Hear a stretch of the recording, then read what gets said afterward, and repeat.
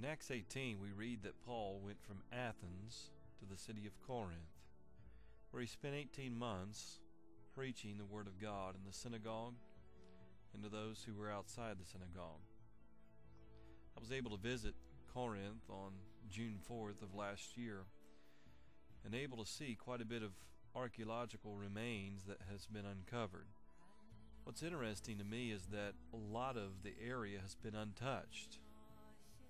While there's been a lot uncovered in the city of Corinth, there still remains quite a bit of the city that is still covered over, left to be discovered for those who are digging.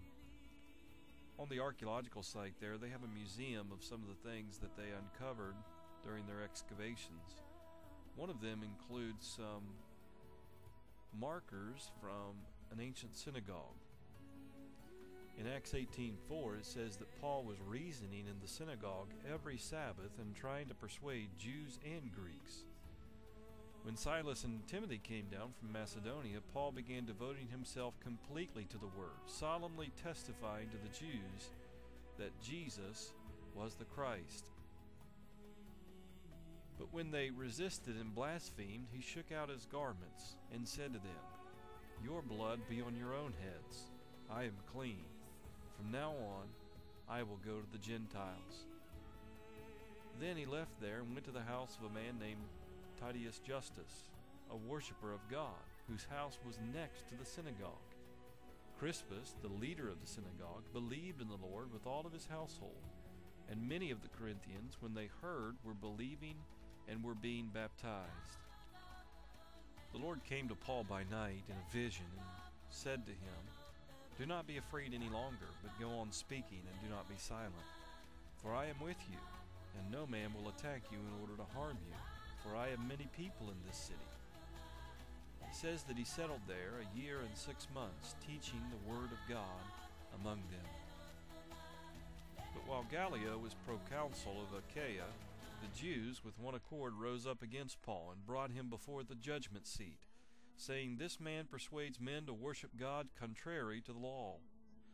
But when Paul was about to open his mouth, Gallio said to the Jews, "If it were a matter of wrong or a vicious crime, O Jews, it would be reasonable for me to put up with you. But if there are questions about words and names in your own law, look after it yourselves. I am unwilling to be a judge of these matters." And he drove them away from the judgment seat. The picture that you see here is of the judgment seat, the bema, that Gallio would have sat on while he heard the case that Paul was dealing with. It says in the next verses that they took a hold of Sosthenes, the leader of the synagogue, and began beating him in front of the judgment seat. But Gallio was not concerned about any of these things.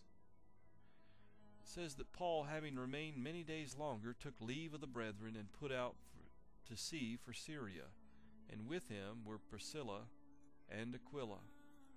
One of the fascinating archaeological things that you will see in Corinth is an inscription, an ancient inscription from the time that Paul ministered in the city of Corinth. The inscription speaks about a road that a man by the name of Erastus paid for out of his own money. The inscription says that a man by the name of Erastus, who served as the city treasurer, paid for out of his own personal funds to have this street paved.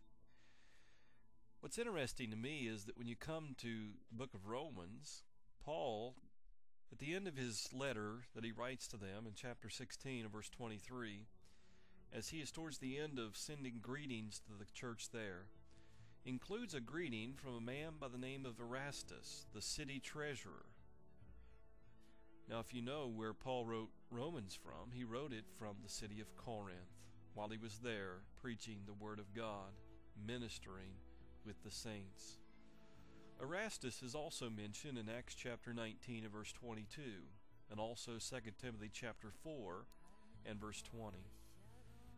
It's amazing to me to see the connection of the Bible and some of the things that you'll find in the archaeological remains of these ancient sites.